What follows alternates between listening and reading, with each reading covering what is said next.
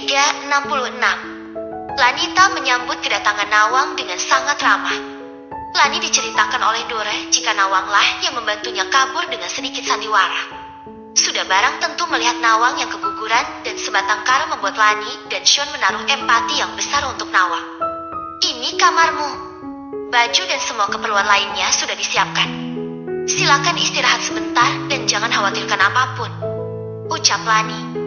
Lani dan Sean keluar kamar Nawang dan segera menemui Susana yang sedang duduk di ayunan taman dengan kepala tengadah dan mata terpejam.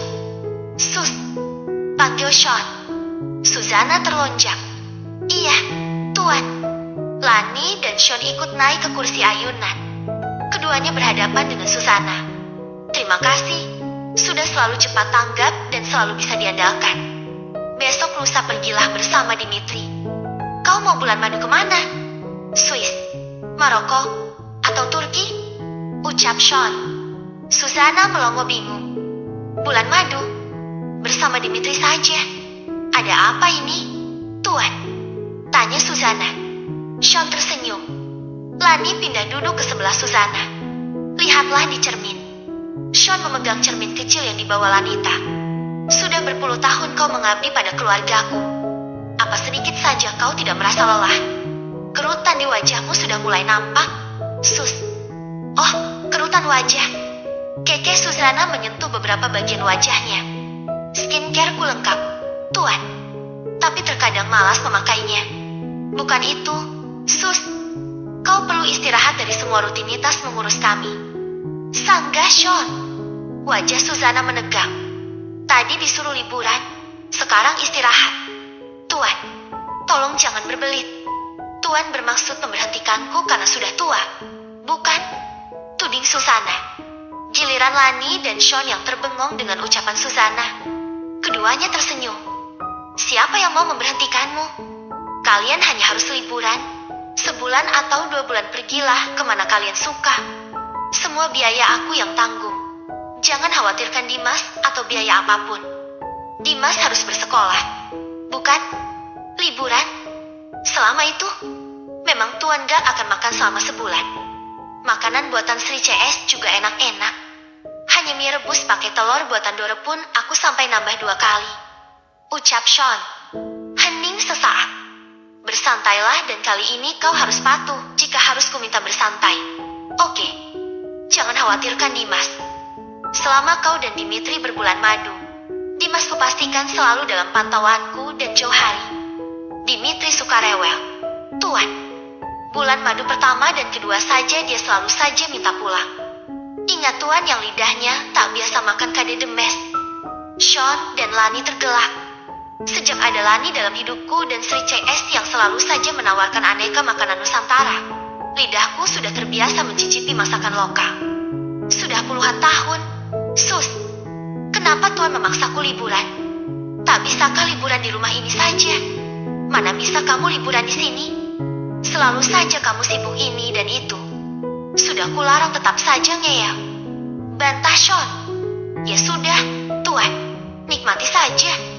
Toh, aku pun senang bersibuk-sibuk untuk keluargamu. Rasanya sudah menjadi habit hidupku yang menyenangkan. Sean mendesah. Baiklah, terserah padamu. Susah sekali disuruh berlibur. Tapi kau harus merekrut orang lain untuk kamu tatar sebagai asistenmu. Kau dan Dimitri perlu refreshing, Sus. Jika kau dan Dimitri liburan, nanti kau punya asisten. So, tak akan lagi kepikiran keluarga ini.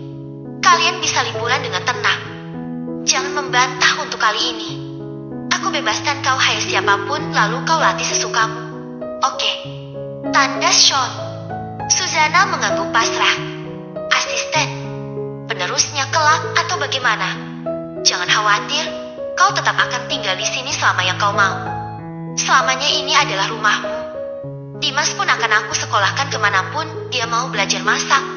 Cita-citanya menjadi chef internasional dan keliling luar negeri. Tapi kau harus mulai melatih seseorang sebagai asistenmu. Anak-anakku sudah dewasa. Mereka akan punya keluarga dan lain sebagainya dan kita akan menua. Sus, kita tak akan sekuat dulu. Aku juga ingin punya Susana lain untuk keturunanku. Karena kelak masa tuamu harus santai dan menikmati hidup dengan bahagia. Tidak selalu ditemani rutinitas selalu mengurus keluarga ini. Aku mengatakan hal ini karena kau adalah keluargaku. Sus, ucap Sean panjang lebar. Susanna tersenyum. Terima kasih untuk kasih sayangmu padaku, Tuan. Lanita memeluk Susanna erat. Dia sangat menyayangi orang kepercayaan nomor 1 di keluarga Dharmawangsa itu. Mama, Papa. Suara teriakan Lian menjeda pembicaraan Sean dan Susanna. Allahu Akbar. Lian. Pekik Lani melihat Lian bergelantungan di atas reling balkon kamar Nawang di lantai 2. Susanna dan Sean serta Lani segera mendekat ke arah balkon. Mereka ngeri melihat Lian bermain-main berpindah dari satu reling ke reling lainnya dengan satu tangan. Wajahnya ceria dan tidak ada takut-takutnya. Nawang muncul dari dalam kamar. Dia pun terkejut melihat Lian bergelantungan dengan tanpa rasa takut. Nawang, kau bisa ambil Lian? Tanya Lani. Susanna berlari masuk hendak mengambil Lian. Tapi Nawang dengan gesit ikut bergelantungan menemani Lian. Ayo, kita mainan. Seru Nawang pada Lian. Lian senang melihat aksi Nawang. Dia ceria sekali menanggapi tawaran Nawang. Karena saking cerianya, Lian terpeleset hingga terlepas dari pegangan. Untung saja Nawang gesit menangkap tubuh Lian. Nawang segera mengangkat tubuhnya dengan ringan melompat dari reling ke atas tembok balkon seraya memeluk Lian. Sean dan Lani melihat Lian melepaskan diri dari pelukan Nawang dan berlari masuk kamar. Nawang mengangguk pada Sean dan Lani di bawah lalu segera menutup pintu balkon demi mencegah Lian bermain membahayakan seperti tadi. Ya Allah, Lani mengusap dada lega. Anakmu lo itu, sayang, ucap Lani. Loh, anakmu juga, dong, ucap Sean seraya menuntun Lani masuk rumah hendak menangkap Lian kesayangan mereka. Aku mau bermain dengan Lian. Ayo, ruang bersantai. Rindang kali ini tidak melihat dangdut. Dia melihat acara dakwah di televisi dengan fokus. Mbah, panggil Dora pelan. Rindang menoleh dengan tersenyum dan melambai pada Dora. Aku bawa puding kesukaan Mbah. Dora mulai menyuapi Rindang. Rindang senang. Dimas yang buat? Tanya Rindang. Pipi Dim-Dim yang buat, sahut Dora. Rindang mengacungkan 2 jempol tangannya. Enak. Mbah, panggil Dora pelan. Kak Rangga suka sama gadis lain? Ya. Rindang menggeleng. Ah, Mbah bohong. Dora cemberut. Kak Rangga punya pacar. Rindang menggeleng lagi. Kak Rangga cuma sayang aku. Rindang mengangguk. Men, Mbah bisa nebak seseorang dari foto. Enggak. Rindang kembali mengangguk. Tapi beneran Kak Rangga cuma sayang sama aku? Iya, Isadora. Kakakmu hanya sayang kamu saja. Akhirnya Rindang bersuara. Dora tersenyum senang. Entah kenapa dia tidak rela jika Rangga mengalihkan perasaan sayangnya untuk gadis lain. Kenyang, ucap Rindang. Tanggung ini 2 suap lagi. Rindang menggeleng lalu mendorong pelan piring di tangan Dora. Rindang kembali fokus pada acara dakwah di televisi. Dora melesat pergi dari ruang bersantai. Dia melihat Lian bergumul dengan Sonia di atas sofa lantai 1. Sonia meloncat menjauh karena Lian terlalu senang menggodanya. Lian berusaha menangkap Sonia, tapi dia terjatuh dengan dengkul mengenai ujung meja. Cukup keras padahal, tapi Lian sama sekali tidak mengadu. Itu anak benar-benar. Dora menuruni tangga dengan cepat mengejar Lian ke teras. Dora melihat Lian bergulingan di tangga teras mengejar Sonia yang berlari menuju gazebo.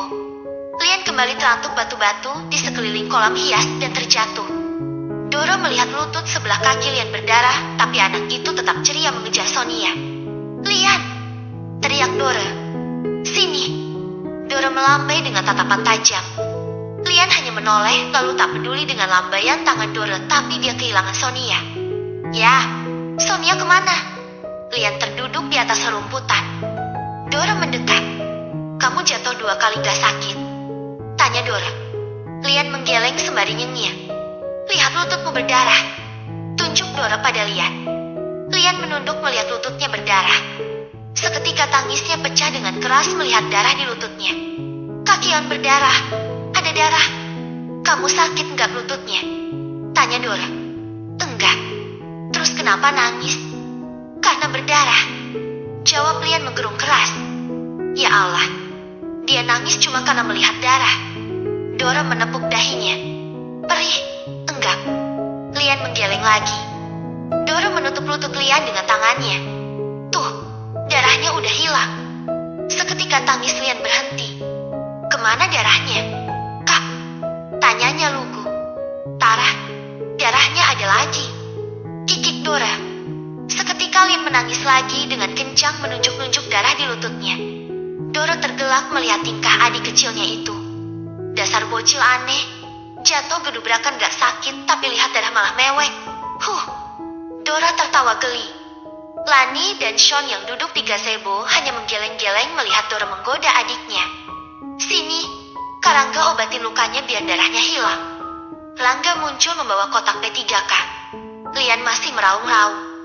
Tapi saat Rangga selesai memakaikan perban di lutut Lian, tangis Lian berhenti seketika. Udah enggak berdarah ya? Kak? Tanya Lian. Udah? Enggak. Lian kembali berdiri lalu berlarian di taman. Dora dan Rangga menepuk dahi. Bocah aneh, kan? Kekeh Dora. Rangga tersenyum dan mengacak rambut Dora. Kali ini, ada desiran aneh di hati Dora merasakan sentuhan tangan Rangga di kepalanya. Wajah Dora memerah. Dia menunduk. Kak Eugene pacar kakak? Ya, tanya Dora. Bukan. Rangga membereskan kotak P3K. Terus kenapa kemarin nerima panggilan teleponnya sampai harus menjauh dari aku? Oh, itu rahasia. Kekeh Rangga menjentikan jarinya di dahi Dora. Ih, sakit. Gerutu Dora. Rangga mesem dan kembali masuk rumah. Doda mengekor di belakangnya, sementara Sean dan Lani memperhatikan sikap Dora. Interaksi macam apa itu? Kenapa Dora mesti memerah wajahnya? Bisik Lani heran. Rasanya aneh jika kedua anak itu memiliki perasaan lebih dari sekedar saudara. Biarkan saja perasaan mereka tumbuh dengan sendirinya. Kelak jika memang mereka harus ditakdirkan menjadi pasangan, ya impian Wiratama akan terwujud. Dia akan merasa senang. Tama begitu menginginkan Dora, ucap Sean. Lani merebahkan kepalanya di bahu Sean. Aku bahagia sekali. Sean mengecup-kucup kepala Lani. S3 67. Okan termenung di balkon apartemennya. Barusan Farida menelepon dan ingin bertemu dengannya. Okan selalu saja merasa gelisah jika pergi bersama Farida. Bel unit berbunyi. Okan memijat pelipisnya.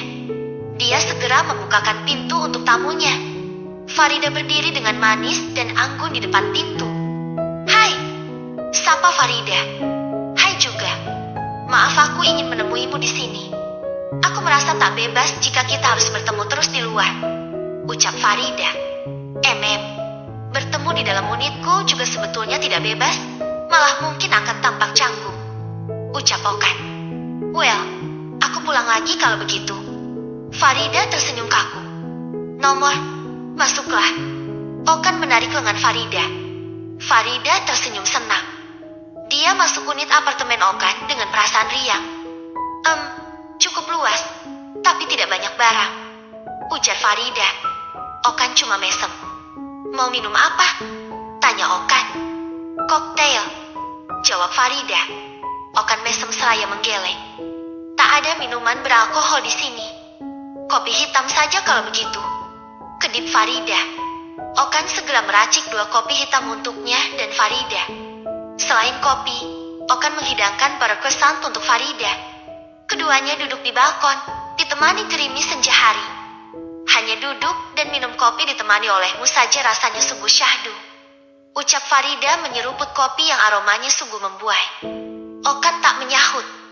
Dia hanya tersenyum tipis dan mengangguk kecil. Kemana suamimu sore ini? Tanya Okan akhirnya. Pergi entah kemana.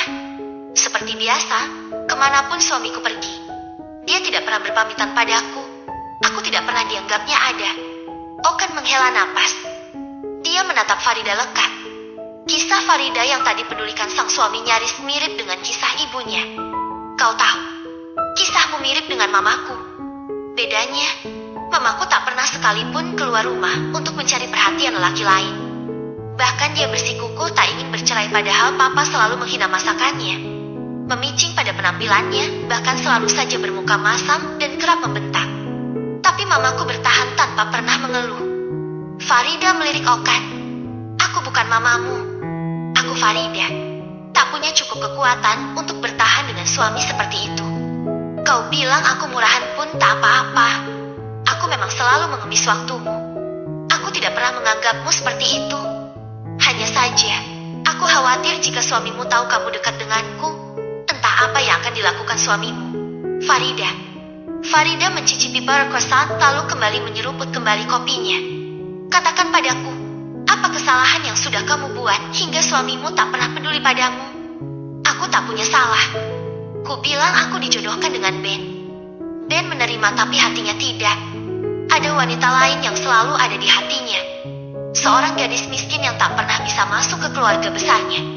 Sejak awal Ben mewanti-wanti aku bahwa pernikahan kami adalah pernikahan di atas kertas. Tutur Farida. Tetap saja kedekatan kita adalah sebuah kesalahan. Sangga Okan. Kenapa baru sekarang kau bilang kedekatan kita adalah kesalahan? Kenapa setelah kau beri aku rasa nyaman, kau baru berkata seperti itu? Cetus Farida. Okan menghela napas dalam. Aku hanya khawatir dengan statusmu, reputasimu. Sedangkan aku adalah pria bebas. Apa kau mencintaiku? Tanya Farida sembari memandangi Okan lekat. Okan tersenyum kecil. Sekilas melintas bayangan Saskia di pelupuk matanya. Bisakah kehadiranku menghapus sosok gadis yang selalu kau bawa fotonya di dompetmu? Tanya Farida lagi. Okan terkejut. Dari mana kau tahu? Oh, ya kau pasti melihat dompetku saat dompetku ketinggalan di restoran Hotel Bistan saat itu. Benar. Farida tersenyum dan sedikit mengedikan bahu. Ya, maaf kalau aku mengobrak-abrik isi dompetmu. Okan mendesah. Sejak gadis dalam foto di dompetku tak bisa kurai, aku tak pernah mengizinkan gadis lain memasuki ruang hatiku. Termasuk aku. Cetus Farida. Kamu mengetuk terlalu sering. Kunci pintu hatiku sudah terbuka. Tapi sayang sekali, kau adalah burung dalam sangkar yang sesekali kabur demi mencari hiburan. Hei, kau bagiku bukan sekedar hiburan. Okan. Sanggah Farida. Aku tak berhak memintamu melepas pasanganmu. Tapi sampai kapan kita menjalin kedekatan sembunyi-sembunyi seperti ini? Makin sering kita bersama, aku takut hatiku semakin terbuka untukmu. Loh, aku senang kalau kamu bisa sepenuhnya melupakan masa lalumu. Sahut Farida. Apa adil bagiku? Aku single dan kemudian mampu lepas dari masa laluku. Dan kamu masih berdiri di antara dua lelaki. Aku dan suamimu. Jelas aku kalah. Farida. Bernard adalah suami sahmu. Tak ada aku menyuruhmu berpisah selama dia masih bertanggung jawab menafkahimu. Nafkah lahir memang aku dapatkan penuh. Tapi 6 tahu aku adalah seorang istri yang tak tersentuh sedikit pun. Lalu apa aku berhak menyentuhmu? Menyentuh hatimu saja sebenarnya terlarang. Bantah Okan. Farida menghela napas dalam. Kau tahu, Bernard sudah menikahi perempuan pujaannya 3 tahun lalu. Dia menghadiahi rumah mewah di tempat yang jauh dari jangkauan keluarganya. Ingin sekali aku minta bercerai darinya. Tapi reputasi kedua keluarga dipertaruhkan. Begitu juga dengan kerja sama bisnis jangka panjang orang tua kami. Okan menunduk. Dia teringat cerita Sharon dan Sean sebelum Sean menikahi Lani. Betapa pernikahan bisnis tanpa cinta seringkali kandas dan berakhir jauh dari kata bahagia. Aku tak sanggup menyuruhmu menjauh, tapi juga tak mampu memintamu untuk terus bersamaku. Hubungan kita terjalin di waktu yang tidak tepat. Lalu aku harus bagaimana? Farida, tetap menjadi kekasih simpananmu. Sesak rasanya hanya bisa menatapmu tanpa bisa kurengkuh dan kuklaim di depan semua orang bahwa kau adalah milikku. Ucap Okan lirih. Sudah kubilang kau bebas melakukan apa saja padaku. Ucap Farida. Okan menggeleng. Meski suamimu tak pernah menginginkanmu, aku tak berhak menyentuhmu. Bahkan sejatinya aku tak berhak menjalin kedekatan istimewa ini. Okan menerawang menatap gerimis yang semakin deras. Aku kedinginan. Lirih suara Farida. Selimutku terlarang untukmu. Farida. Sekali saja, apakah kau tidak kasihan padaku? Okan menatap manik mata Farida. Kau tahu, dulu aku adalah lelaki brengsek yang kerap menyentuh wanita mana saja yang ku mau. Tapi hatiku selalu saja merasa hampa. Kini, saat hatiku terisi lagi oleh sosok wanita, aku tak sanggup menyentuhnya. Kau bukan milikku seutuhnya. Aku tak bisa. Farida, aku hanya ingin menyentuhmu jika kau milikku utuh. Angin yang berhembus semakin membuat Farida menggigil kedinginan. Hati dan juga raganya. Masuklah, di sini dingin. Okan mengajak Farida beranjak dari balkon. Kau mau menawarkan kehangatan? Tanya Farida lirih. Okan mengangguk. Farida semeringah dan merentangkan tangan. Kita hanya akan mengobrol saja di depan perapian dengan selimut tebal. Cukup hangat, bukan? Farida kembali cemberut. Dia melangkah masuk kamar dengan mengentakkan kaki. Maaf, Farida. Bukan aku tak mengerti keinginan hatimu. Kita begini saja adalah sebuah kesalahan. Aku hanya ingin tetap menjagamu agar hidupmu tetap utuh dan tak tersentuh. Andai suatu saat suamimu berkenan menyentuhmu, aku bisa apa? Dia adalah pemilikmu yang sesungguhnya, sementara aku bagimu hanyalah tempat singgah saja. Sebelum lanjut videonya, like dulu dong, kakak-kakak yang baik hati, biar Mimin semangat uploadnya. Terima kasih. S368. Okan dan Farida bercengkerama di depan perapian. Duduk bersebelahan. Keduanya bersenda gurau dan saling bertukar cerita, ditemani musik instrumen yang mengalun lembut hingga mereka tidak sadar jika seseorang masuk ke unit apartemennya.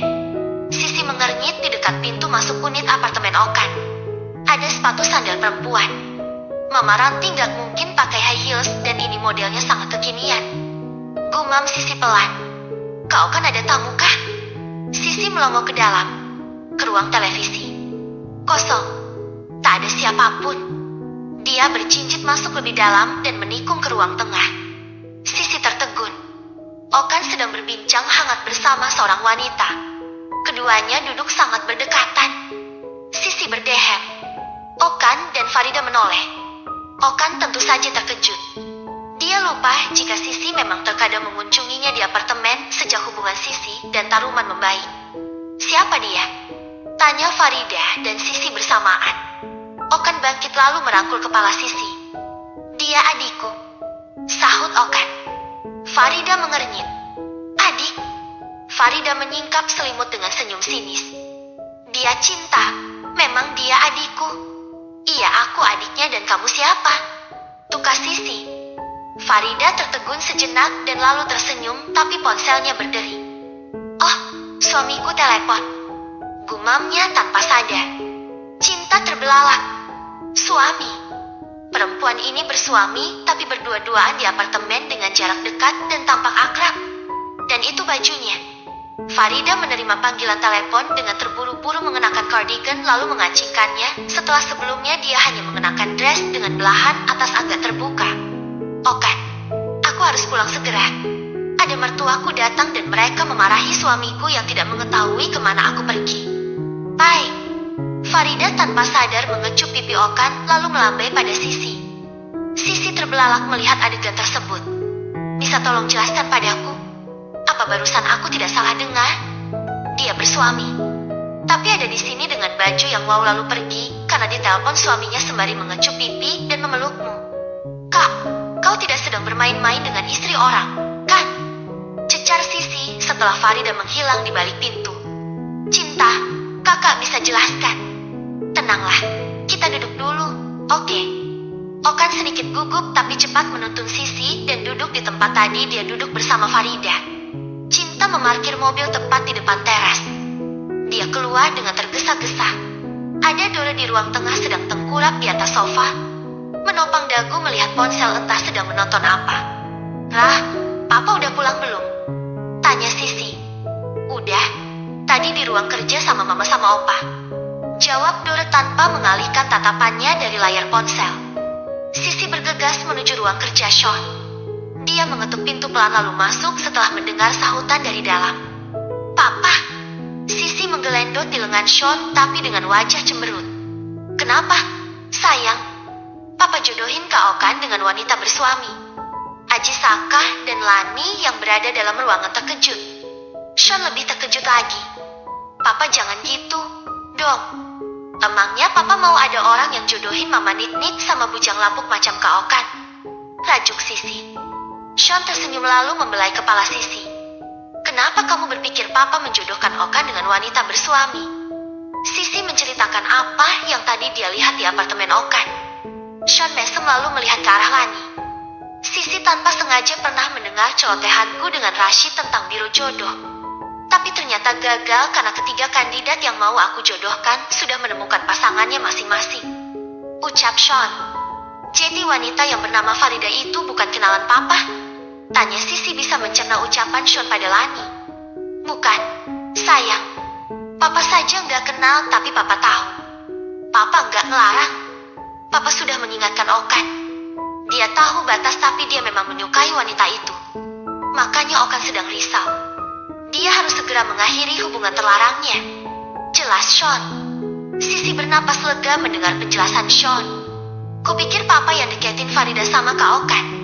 Ya mana mungkin papa yang menjunjung kesetiaan mengenalkan Okan pada perempuan bersuami. Sean menjentikan jari di dahi Sisi. Tunggu, tadi kau bilang apa? Biro jodoh.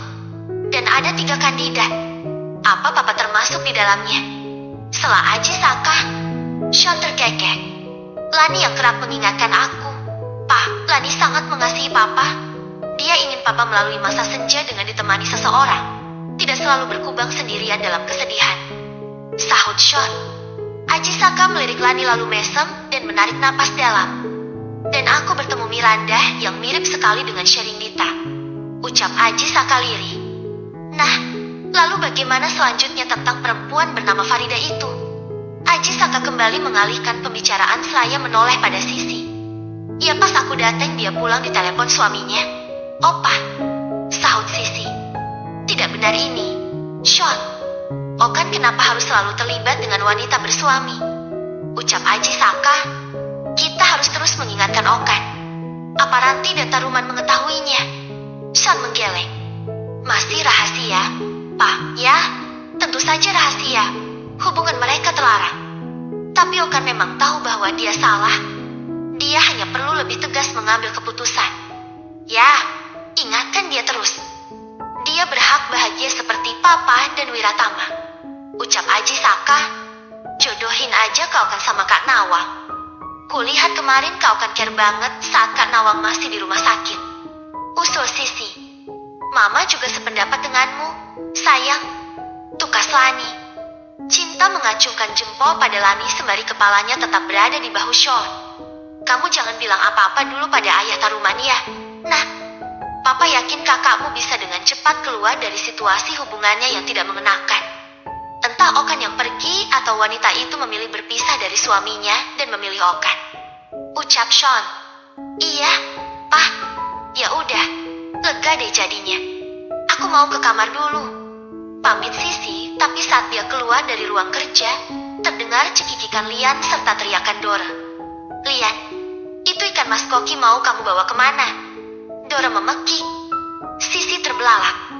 Dia melihat Lian berlari membawa ikan mas koki sebesar lengannya menuju area lebah. Pipi dim-dim, goreng ikan. Teriak Lian. Seketika Sean, Aji Saka, dan Lani keluar ruangan. Pak, Lian tadi ngubek akuarium naik ke atas kursi dan ambil ikan koki itu. Dora mengadu dengan pasrah. Sementara itu, Lian berlarian terus memanggil Dimitri yang ada di area lebah. Ya Allah, anakmu, sayang. Bisik Lani lalu mengejar Lian. Lian, itu ikan hias gak boleh digoreng. Nah, Eon mau ikan merah ini digoreng. Mama, Lian melempar ikan mas koki ke meja area lebah. Ikan itu menggelepar-gelepar kekurangan air.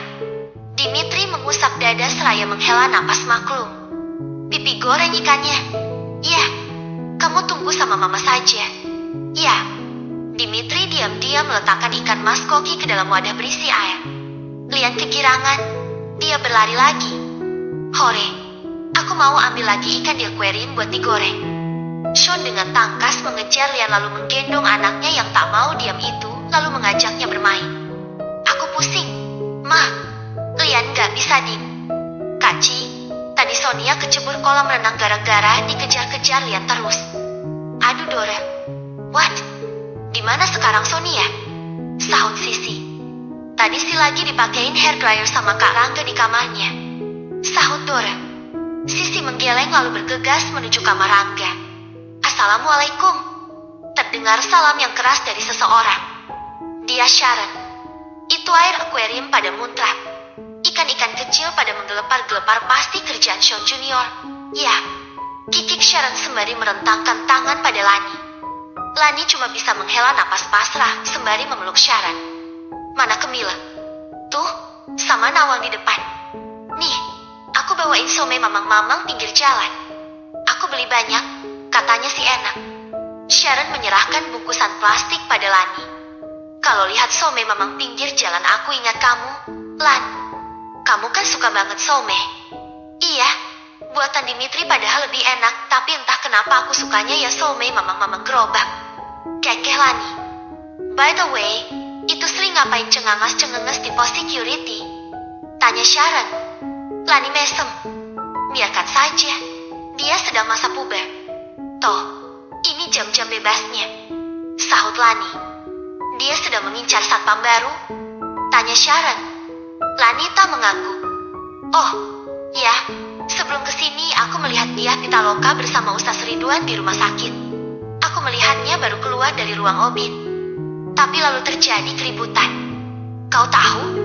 Lawan mainnya si Friends menyerang dia dan mengambil Alfian. Entah itu masuk berita atau tidak. Ucap Sharon. Kamu habis ngapain dari rumah sakit? Habis pap smear. Jawab Sharon. Terus gimana kelanjutan dia dengan Alfian? Lani penasaran. Entahlah, aku nggak tahu kelanjutannya. Nomor antrianku keburu dipanggil. Ya Allah, apa dia pitaloka hamil? Lalu Friends kok bisa-bisanya menyerang dia dan mengambil Alfian? Bukankah dia tidak mau mengakui Alfian? Gumam Lani. Sharon hanya mengedikan bahu. Kalau tercium wartawan bisa berabe. Atau ada pengunjung rumah sakit yang iseng ngerekam. Bisa ramai dunia pergosipan artis tanah air. Ada apa gerangan? Friends tak mungkin sebodoh itu mempertaruhkan karirnya demi Alfian. Dulu saja dia enggan menikahi Mutiara karena karirnya tak mau meredup. Kan? Ucap Lani. Sharon kembali mengedikan bahu. Ya, kita lihat saja nanti di acara gosip. S369. Isadora. Panggil Daniel. Dora menoleh lalu melambai dan tersenyum. Entar malam aku ikut papa mama ke rumahmu. Daniel duduk di depan Dora. Dimas dan Gendis. Papa mama? Maksudnya? Dora mengerutkan kening. Mau melamar kamu? Kekeh Daniel. Dora tersendak. Kidding, babe. Jadi ternyata papaku itu teman papamu main golf. Aku baru tahu semalam. Selain mereka teman golf, papa kita itu rekan bisnis belum lama ini. Nah, mereka mau dinner di rumahmu nanti malam. Jelas Daniel. Dunia memang cuma selebar daun mangkok-mangkokan ye. Celetuk Gendis. Aku saja kaget waktu mama bilang mau dinner dengan Sean Dharmawangsa. Itu kan nama papamu. Lah, ucap Daniel.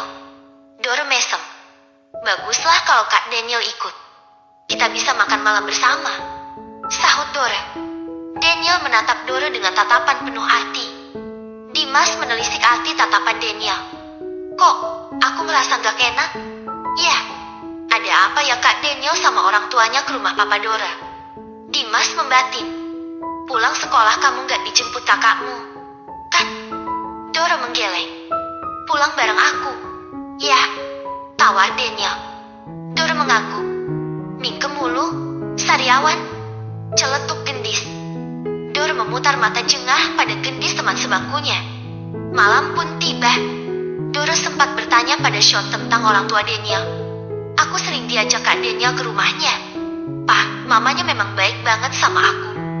Kaget aja ternyata papanya Kak Daniel rekan bisnis papa. Ucap Dora. Sean hanya mesem sembari mengacak rambut Dora. Cepat sana ganti baju. Sebentar lagi mereka tiba. Titah Sean. Dora melesat menuju kamarnya. Mengganti jam setungu polosnya dengan dress lutut warna kuning ceria. Rambut ikalnya yang panjang di bawah bahu diikat tinggi ke belakang, menampilkan leher Dora yang mulus dan jenjang. Dora keluar kamar. Cantik amat. Puji Rangga. Aku cantik, Kak. Rangga mengangguk. Cantik aja atau cantik banget? Cantik banget, jawab Rangga pelan. Cantik mana sama Kak Eugene? Kok bandinginnya sama dia? Tanya Rangga. Ya masa bandinginnya sama Kak Sisi? Jelas cantikan aku. Kikik Dora. Sisi yang sedang memberi makan ikan di akuarium melirik Dora. Kak Sisi dengar. Loh, Kak Guntur datang enggak? Kak? Tanya Dora. Ya memang dia diundang. Ya kali datang. Kak Guntur kan sering datang enggak diundang tapi pulangnya susah. Kikik Dora lagi. Saking enggak mau pisah sama Kak Ci itu. Rah, cinta mati Kak Guntur sama Kak Ci. Kekeh Sisi. Enak ya Kak punya pacar? Tanya Dora. Iya, diperhatiin dan disayang itu rasanya menyenangkan. Jawab Sisi yang sudah sepenuhnya move on dari Rangga. Tuh, Kak Rangga punya cewek sana. Jones mulu perasaan. Kakak masih suka cewek, kan? Dora mencolek lengan Rangga. Rangga berdecak seraya menyentil kening Dora. Dia kan selalu makan sawo. Rah, harap maklum. Celetuk Sisi. Tahu, masa kalah sama Dimas? Dimas aja udah punya gendis. Kakak di kampus nggak ada yang disuka apa? Selidik Dora. Enggak, jawab Rangga singkat. Terus sukanya sama siapa? Dibilang Kak Rangga Sawo suka sama Sawo. Kamu nggak percaya sama Kak Ci? Ujar Sisi. Yeh, percaya itu sama Tuhan. Percaya sama Kak Ci itu musyrik. Kikik Dora. Rangga diam saja. Dia tidak terlalu menanggapi ocehan adik-adiknya. Percuma ganteng, Kak. Sekalipun belum pernah pacaran. Ejek Dora. Memang harus gitu pacaran? Tanya Rangga. Ya enggak sih. Cuma Kak Rangga itu lempeng bener citi cowok. Enggak seru banget masa remaja, enggak pernah punya gebetan. Sahut Dora. Rangga diam tak menyahut. Dia fokus dengan game di ponselnya. Padahal Dora sedang mengorek isi hati Rangga. Benarkah Rangga ada hati untuknya sesuai ucapan Rindam? Kenapa hanya diam saja? Tak pernah mengungkapkan apa yang dia rasakan. Sisi selesai memberi makan ikan di dalam akuarium. Tapi alangkah terkejutnya saat Lian muncul di ambang pintu masuk dengan tubuh basah kuyup sembari memegang ikan mas koki warna merah. Tahun dapat ikaan. Seru Lian kegirangan. Taksido mini warna ungu muda senada dengan warna celananya benar-benar basah. Ya Allah ya Tuhan. Mama udah mandiin dan Kak Dora udah dandanin kamu ganteng-ganteng dari 1 jam yang lalu mau ada tamu kenapa jadi basah kuyup begini? Kamu kecemplung got? Tanya Dora. Dimas muncul di belakang Lian. Aku melihatnya nyebur ke kolam hias dan mencoba menangkap ikan-ikan di dalamnya. Ujar Dimas kalem. Hore, Eon dapat ikan. Lian berlari kilat menuju area lebar meninggalkan jejaknya yang basah kuyup di lantai. Ya Allah, adikmu itu, Kak. Kepala Dora pening pada Rangga dan Sisi. Karena Dora tadi yang memakaikan taksido ungu pada anak kecil itu setelah mandi. Rangga, Dimas, Dora dan Sisi ikut berlari menyusul Lian. Dilihatnya oleh mereka Lian memberikan ikan mas koki yang megap-megap di tangannya pada Dimitri untuk digoreng. Dia tengadah pada Dimitri memohon ikan itu dimasak. Pipi, goreng ikan, ujar Lian riang. Dimitri menggaruk pelipisnya. Kemarin kan udah Pipi gorengin. Lian menggeleng. Kemarin ikannya nggak merah, ikannya hitam. Ya ikan merahnya kalau digoreng jadi hitam, jawab Dimitri. Lian mengernyit. Kalau ikan warna hitam digoreng jadi warna apa? Jadi gosong. Tukas Dora mengambil ikan mas koki yang megap-megap di tangan Lian. Itu ikan Ian, teriak Lian. Beli sana di pasar. Gerutu Dora. Lian menoleh pada Dimitri. Pipi, kita beli ikan di pasar. Yuk. Lian menarik-narik tangan Dimitri. Pasar tutup kalau sudah malam. Sayang. Dimitri mengusap rambut Lian yang basah kuyup. Eon mau ikan, ujar Lian dengan nada merajuk. Itu ikan. Dimitri menunjuk ikan goreng buatan Sri di atas meja makan. Eon mau ikan merah, bukan ikan hitam. Dora menggeleng tak mau tahu. Dia pergi membawa ikan mas koki untuk dikembalikan ke dalam kolam hias. Lani tergopoh-gopoh muncul di area lebar dan menggeleng berulang kali melihat Lian yang tadi sudah ganteng didandani kini basah kuyup dengan cengiran khasnya yang tanpa dosa. Keseruan Lian ditangani Dimitri dan Sri CS. Entah bagaimana mereka bisa membujuk Lian agar mau dimandikan kembali. Yang jelas Lian kembali disulap memakai tuxedo mini warna hitam. Tampak lucu, tampan, dan menggemaskan. Sri CS sibuk menjaga Lian di kamarnya hingga tamu undangan datang. Tamu undangan datang tepat waktu. Orang tua Daniel dan Daniel sendiri. Acara makan malam berjalan dengan lancar dan penuh keakraban. Tentu saja Johari dan rekan-rekannya sibuk mengejar Lian kesana kemari yang tidak mau diam. Takut merusak acara makan malam entah dengan kecebur kolam renang, kolam hias, atau tingkah lainnya yang ajaib. Hingga tiba saatnya orang tua Daniel mengejutkan Lani dan Sean. Kedatangan mereka selain acara makan malam adalah untuk mendekatkan Dora dan Daniel. Dora bagai terkena setrum saking terkejutnya. Sementara Daniel hanya mesem-mesem tampan duduk di hadapannya. Maksud Kak Daniel apa? Desis Dora. Orang tuaku meminangmu. Rah, aku menyukaimu dan ingin sekali mengikatmu jadi milikku meski belum menikah. Sahut Daniel. Dora tersendak. Jadi orang tua Daniel datang ke rumah dengan alasan dinner padahal ada maksud lain. Papa tahu ini, kan? Bisik Dora pada Sean. Enggak, sayang. Papa saja kaget. Sahut Sean tak kalah pelan. Sementara itu, Rangga yang duduk di sebelah Dora menatap redup hidangan makanan di atas meja. Pertunangan Dora dengan Daniel? Apa-apaan ini? Aku sayang kamu, Dora. Ucap Daniel tegas. Tapi kita kan gak pacaran.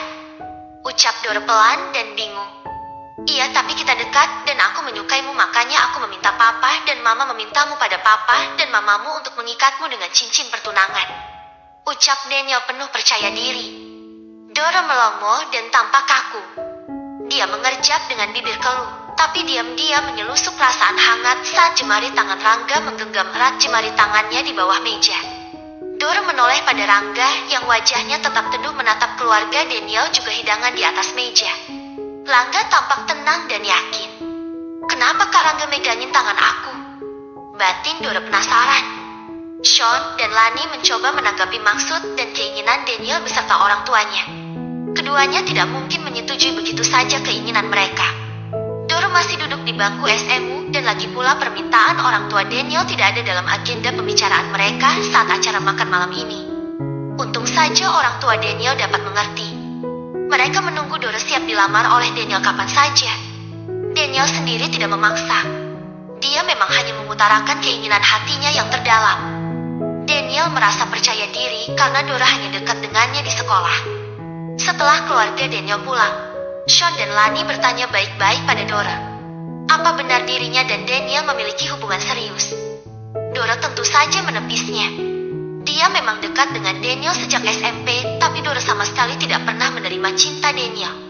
Awalnya Dora senang Daniel mendekati dirinya, tapi saat Daniel menyatakan cinta, entah kenapa Dora enggan menerimanya. Sean dan Lani hanya bisa memberi support untuk Dora agar kedatangan Daniel dan orang tuanya tidak dijadikan beban baginya. Malam saat semua orang sudah beristirahat, juga Lian yang sudah tidur duluan ditemani Sri CS di kamarnya karena kelelahan membuat keributan di siang hari. Rangga termenung di dekat kolam hias. Rangga melempari ikan-ikan di kolam dengan remah-remah roti. Hatinya risau. Benar-benar risau. Ada perasaan tak rela jika Dora berkenan menerima keinginan hati Daniel untuk bertunangan. Rangga mengusap wajah berkali-kali dan menyugar rambutnya gelisah. Rangga tak tahu jika diam-diam Dora memperhatikan dirinya dari balik tirai jendela ruang tamu. Kak Rangga gelisah. Kenapa? Ya. Apa dia resah karena Daniel? Dora memutuskan menghampiri Rangga. Kak Rangga, ngapain bengong sendirian di sini? Kau tegur Dora. Rangga sedikit terkejut. Dia menoleh pada Dora dan tersenyum. Dora tampak makin cantik di matanya dengan gaun tidur berenda juga rambut terurai. Kakak enggak bisa tidur. Jawab Rangga. Ada yang lagi dipikirin? Tanya Dora. Rangga mengangguk. Hayo. Mikirin apa? Canda Dora. Rangga hanya mesem. Matanya memandangi ikan-ikan di kolam. Dora melirik bulu-bulu lentik mata teduh Rangga. Mikirin apa sih? Tugas kampus? Apa cewek? Tanya Dora. Rangga mendesah pelan. Ini sudah malam. Kamu tidur. Sana. Rangga mengusap kepala Dora. Aku nggak bisa tidur. Kak, kenapa? Bingung ya dengan kejutan Daniel? Dora mengangguk. Kenapa bingung? Bukannya kamu menyukai Daniel sejak dulu? Dora tersenyum tipis. Suka doang. Kagum doang. Sih. Tapi nggak kepengen jadi ceweknya. Enggak tahu deh kenapa. Ada cowok lain yang kamu suka? Tanya Rangga. Dora menggeleng pelan. Rangga memeluk kepala Dora. Kalau kamu nggak suka Daniel, jangan dipaksain buat terima maksud hatinya. Kamu fokus belajar saja dan kejar cita-citamu menjadi fashion designer. Rangga mengusap-usap kepala Dora. Dora diam saja merasakan kehangatan belayan tangan Rangga di kepalanya. Kak, kakak kenapa sampai sekarang gak punya cewek? Kakak sibuk. Enggak ada waktu buat mikirin cewek. Bung banget. Ih, serius? Ujar Rangga. Enggak pernah ada cewek yang disuka gitu. Rangga mesem lalu menarik napas dalam. Tidur, yuk. Udah malam. Rangga berdiri dan menarik lengan Dora dan menggenggam jemari tangan Dora. Ih, ngeles. Gerutu Dora. Tapi dia menurut dan melangkah mengikuti Rangga. Dora menatap jemari tangannya yang digenggam erat Rangga. Sangat erat. Kak, kalau kakak suka aku kenapa sih nggak bilang aja? Apa yang bikin kakak nggak bisa mengungkapkan perasaan kakak? S370. Dimas mengobrol dengan Gendis di bangku taman sekolah. Semalam Dora dilamar Daniel. Ujar Dimas. Gendis yang sedang menyeruput vanilla shake tersendak. What? Ngelamar? Kapan jadiannya? Pede banget Kak Daniel. Gendis menepuk-nepuk dadanya. Dimas mesem. Diterima? Enggak. Tanya Gendis. Enggak kayaknya. Dulu sih Dora suka ganjen dideketin Kak Daniel pas kita masih SMP, tapi terus jadi biasa aja. Sahut Dimas. Ya emang sih Kak Daniel itu keren. Most wanted di sekolah ini. Tapi nggak semua murid cewek mau jadi pacar Kak Daniel. Ucap Gendis. Termasuk Dora. Dia cuma deket aja. Enggak lebih. Jadi kamu seneng dong kalau Dora nolak lamaran Daniel? Dimas tersenyum tipis. Dis, Dora nolak lamaran Daniel itu karena sesuatu yang lain. Kampus Rangga. Dora diam-diam pergi ke kampus Rangga menyamar menjadi laki-laki. Siapa yang mendandani Dora jadi laki-laki? Dia Nawang, dan Nawang pun menyamar jadi seorang laki-laki. Kamu mau mata-matain kakakmu kenapa? Reh, tanya Nawang. Entar deh aku cerita. Esti, Kak Rangga jalan ke sini. Pura-pura nunduk, ayo, bisik Dora. Nawang dan Dora pura-pura menunduk. Enggak. Terdengar panggilan seorang gadis pada Rangga. Eugene, sahut Rangga. Seketika Dora menoleh saat Rangga memanggil sebuah nama. Jadwal kelasmu sampai jam berapa? Tanya Eugene. Masih lama, mungkin sampai sore. Jawab Rangga. Tampak raut kecewa di wajah Eugene.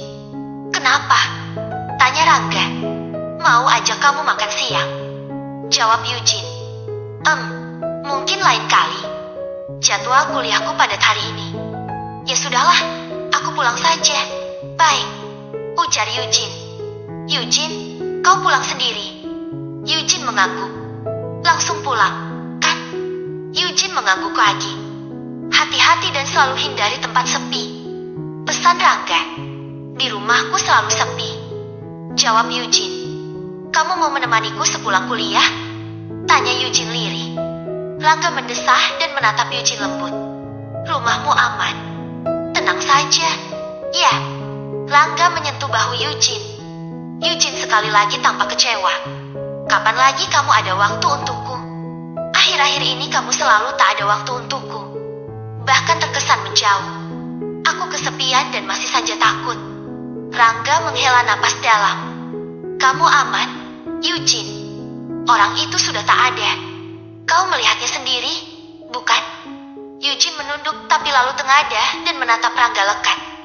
Aku butuh kamu kemarin, hari ini dan esok. Rangga menatap balik Eugene. Oke, besok kita makan siang bersama. Eugene tersenyum. Janji? Rangga mengangguk. Pulanglah, dan hati-hati. Aku harus segera masuk kelas. Eugene melambai dan berlalu dari hadapan Rangga. Rangga berlalu tanpa tahu jika tak jauh darinya ada Dora yang dadanya tiba-tiba terasa sesak melihat kedekatan Rangga dan Eugene. "Rah, kamu punya sakit asma?" tanya Nawang. Dora diam saja. Dia menepuk-nepuk dadanya sesak. Nawang mengambil tumbler berisi air mineral lalu menyodorkannya pada Dora. "Minumlah." Dora menerima air minum dan menenggaknya hingga tandas. "Itu tadi pacar kakakmu?" tanya Nawang. "Aku nggak tahu. Tapi Kak Rangga bilang bukan."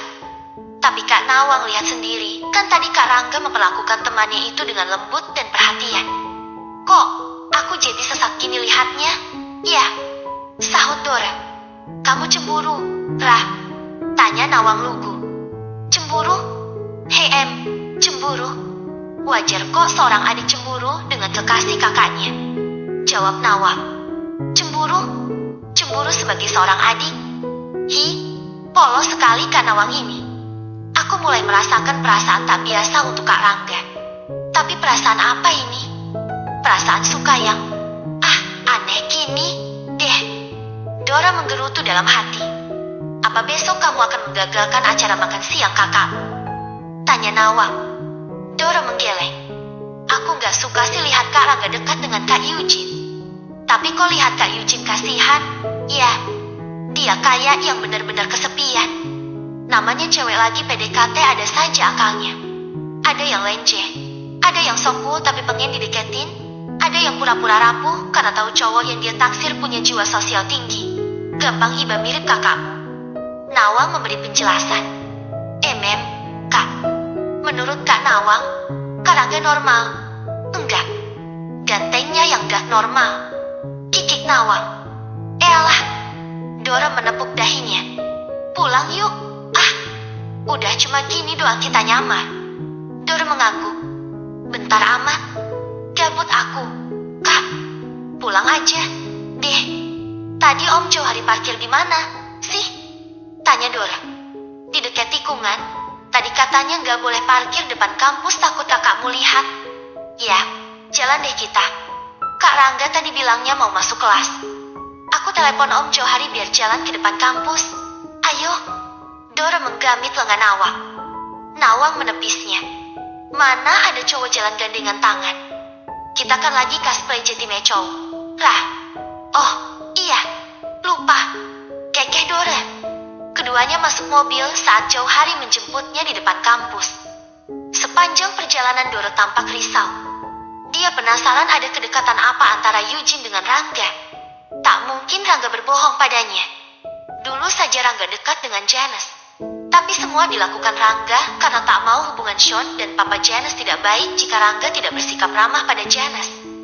Galau amat, Neng. Tinggal tanya baik-baik kakakmu. Loh, cetus Nawang. "Kak, besok kita cosplay lagi. Yuk. Kamu besok mau gak sekolah lagi? Bolos 2 hari gak apa-apa deh." Rajuk Dora. "Om, jangan bilang papa sama mama aku bolos sekolah." "Ya," titah Dora. "Baik, Not." Johari mengangguk patuh. Nawang melirik Dora. Ada yang ganjil dari sikap overprotective Dora. Apa itu? Nawang merasa sangat penasaran. Setiba di rumah hingga menjelang sore hari, Dora tak sabar menanti Rangga pulang dari kampus. "Kak Nawang, aku sama Kak Eugene cantikan siapa?" tanya Dora. Cantik dua-duanya," jawab Nawang. "Ih, kok gitu?" rajuk Dora. "Kamu cantik, imut dan periang. Eugene itu cantik, anggun dan kalem serta tampak dewasa. Ya sesuailah dengan usia kalian," jawab Nawang. Menurut Kak Nawang, Kak Rangga suka tipikal cewek manja apa cewek dewasa? Nawang memiringkan kepala. Pertanyaan Dora jelas di luar batas pertanyaan seorang adik untuk kakaknya. "Jujur sama kakak, Rangga itu kakakmu, kan?" Dora mengangguk. "Tapi kok kamu aneh?" "Aneh gimana?" tanya Dora. "Cemburumu sedikit berlebih." "Iyakah?" Nawang mengangguk. Memang gak boleh." "Ya, aku Aku curiga. Dong, nanti Kak Nawang tahu kok cerita antara aku sama Kak Ci dan Kak Rangga. Jawab Dora sembari berlalu dari hadapan Nawang. Malam pun tiba, tapi Dora tak bisa tidur. Padahal jarum jam sudah menunjuk ke angka 1. Dia memutuskan menelepon Rangga. Halo. Suara Rangga sedikit parau. Kak, aku gak bisa tidur. Dora, kenapa gak bisa tidur? Suara Rangga mulai jelas. Mikirin Kak Rangga mau makan siang sama Kak Eugene besok. Dari mana kamu tahu kakak mau makan siang dengan Eugene? Suara Rangga sudah normal sepenuhnya.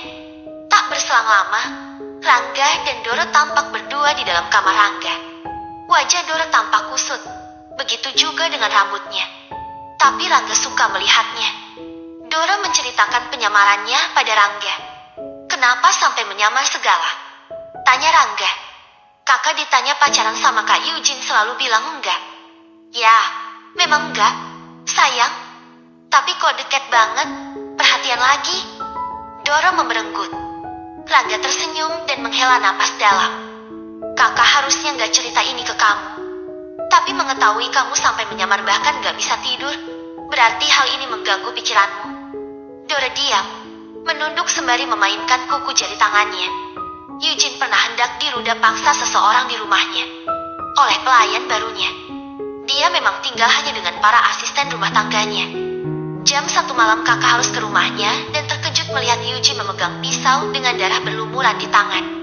Eugene menghabisi nyawa orang yang hendak meruda paksa dirinya. Dia ketakutan setengah mati saat itu. Kakak yang membantunya. Sampai sana suasana kamar hening. Dora ternganga mendengar cerita Rangga. Itu kapan terjadinya? Kak, lirih suara Dora. Sekitar 6 bulan yang lalu. Kakak membantu Eugene di persidangan. Dia bebas dengan alasan membela diri. Untung saja di kamar Eugene memang dipasang CCTV. Tapi setelah kejadian itu Eugene menjadi sedikit tergantung dengan kakak. Suka sama kakak maksudnya? Selidik Dora. Ya. Eugene pernah menyatakan rasa suka.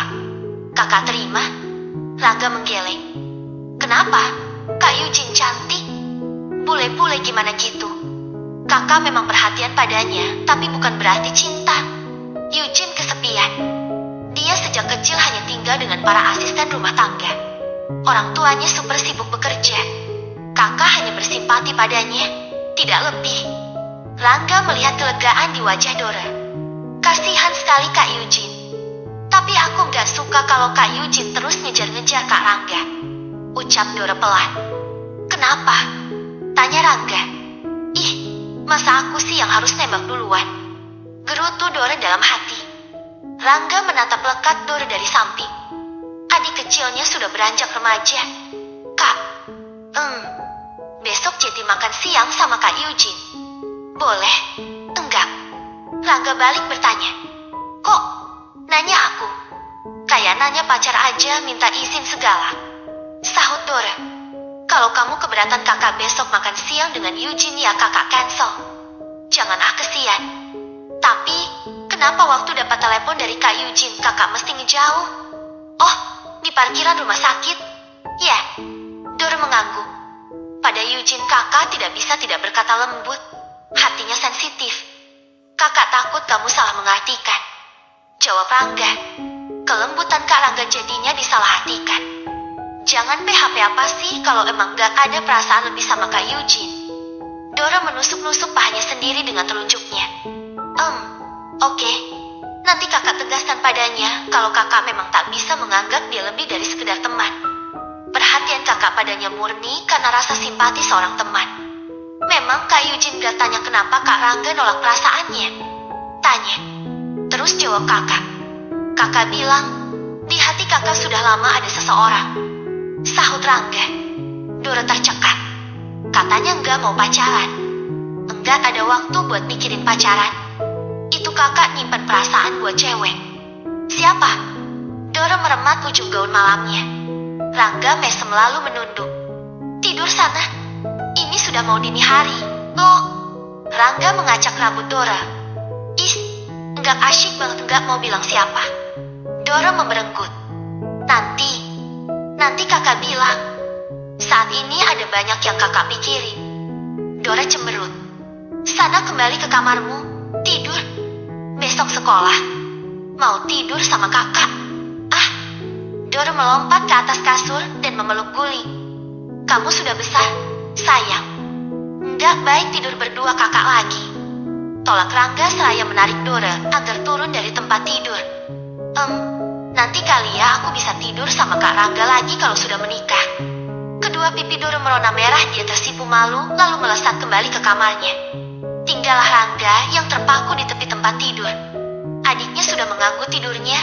Rangga tak bisa tidur lagi hingga pagi menjelang.